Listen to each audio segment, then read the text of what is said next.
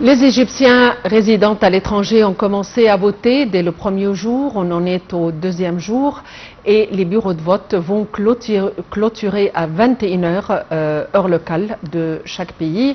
Et comme l'a indiqué M. Ahmed El-Benderi, le conseiller Ahmed El-Benderi, qui est à la tête de l'autorité nationale des élections, ils vont faire le suivi avec tous les bureaux de vote dans les différentes ambassades dans 139 pays, 114 pays et justement même avec la différence d'heure et jusqu'aux clôtures des portes, au dépouillement et l'affichage des chiffres obtenus par chaque candidat et ces chiffres doivent être affichés et incorporés sur le système de l'autorité nationale des élections. Pour nous donner plus d'éclaircissements, nous avons le plaisir d'avoir en ligne M.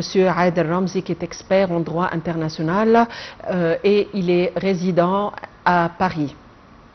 Monsieur Aad El-Ramzi, bonsoir et bienvenue avec nous. Merci beaucoup. Je vous remercie pour la présentation et merci pour votre appel. Je vous en prie. Monsieur Aad El-Ramzi, tout d'abord, comment, en tant que témoin, comment s'est déroulé le processus électoral alors qu'on en est au deuxième jour? Alors, le processus électoral, ils ont été à la hauteur de l'image de l'Égypte. Je tiens à remercier Monsieur l'ambassadeur de la République en France. En toute sincérité, on voyait bien la conscience des Égyptiens qui ont été présents, qui ont parti pour donner leur droit de vote. Et on voit très bien l'organisation de l'ambassade, le vote de consulat d'Égypte. En fait, c'est une fierté à l'international. Ça montre bien l'image et les organisations qui ont été faites. Alors, tout à l'heure, on a suivi le compte-rendu du conseiller Ahmed El-Benderi, qui est à la tête de l'autorité nationale des élections, et tous les ambassadeurs ont parlé de l'assistance technique incroyable ayant été fournie.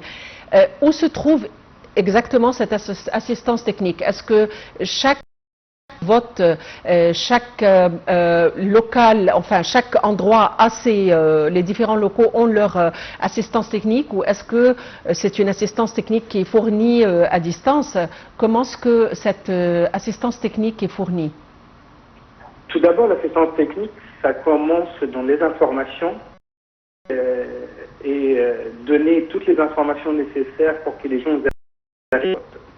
Ça, c'est si on parle d'une assistance technique à distance, suivie par l'assistance technique sur place pour diriger les gens, pour mettre les gens en ligne et pour que les gens fassent la queue avant d'aller voter. Et entretenir les gens jusqu'au moment qu'ils font la queue devant le bureau de vote, jusqu'à la sortie du bureau de vote.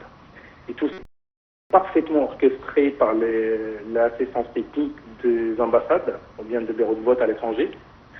Et on voit très bien que sans l'assistance technique, une journée aussi, ou bien une deuxième journée aussi importante avec le nombre de participants. Et au niveau de l'organisation, dans quelle mesure les autorités françaises ont fourni un appui à la question de sécurité, à l'organisation? Alors, les autorités françaises sont toujours présentes quand il s'agit des votes ou bien des droits des Égyptiens à l'étranger, ou bien en France spécialement. Ils ont donné le maximum qui a été orchestré également avec l'ambassade. Au niveau de sécurité, il y avait une présence sécuritaire devant l'ambassade, car il y a certaines personnes, certains membres, des gens mal intentionnés qui sont passés, mais ils n'ont pas trouvé leur chance de faire quoi que ce soit. Et là, c'est dû à la conscience du consulat et de l'ambassade, et conscience car il y a beaucoup de gens qui ont essayé de faire un appel à boycotter, malheureusement certains Égyptiens qui ont demandé de boycotter les élections, tel qu'un monsieur qui s'appelle Halim par exemple en France. Il a demandé à plusieurs personnes de boycotter les votes pour désinformer les gens. Et malgré ça, l'assistance technique de l'ambassade, aussi l'assistance sécuritaire de la police française, ont aidé que tout se passe dans le règle d'art. Et dans quelle mesure les Égyptiens résidant à Paris, ceux qui ont pris cette initiative, ceux qui ont donné leur voix, ceux qui ont élu, étaient vraiment, d'après vous, suffisamment sensibilisés vis-à-vis des candidats, de leur campagne électorale, de leur statut, de leur portefeuille?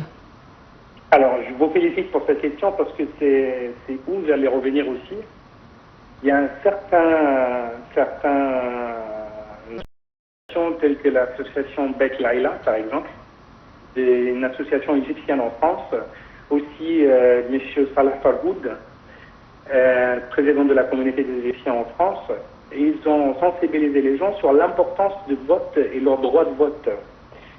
Malgré, encore une fois, je reviens aussi sur les gens qui ont essayé de désinformer les gens, de balancer de mauvaises informations, comme quoi n'allez pas voter parce que c'est des intérêts personnels. Les autres personnes, des gens bien attentionnés, tels que M. Salah Farhoud, aussi Bek Laïla, M. Mohamed El-Halwagi, je parle bien sûr de Paris et la région parisienne, et ils ont carrément invité certains candidats pour venir de l'Égypte jusqu'à Bek Laïla pour faire une réunion avec les Égyptiens, pour les sensibiliser, pour les dire qu'est-ce qu'on a dans le portefeuille, comment il faut aller voter.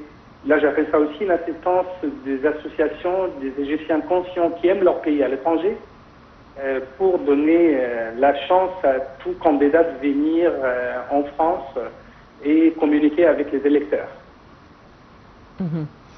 Docteur Adel Ramzi, vous êtes expert en droit pénal, vous résidez à Paris. Merci d'avoir été avec nous aujourd'hui. Eh bien, nous sommes tout près de vous, avec le temps qui nous reste durant la transmission en langue française, justement pour vous donner davantage d'éclaircissements concernant le déroulement des élections jusqu'à des élections législatives à l'étranger.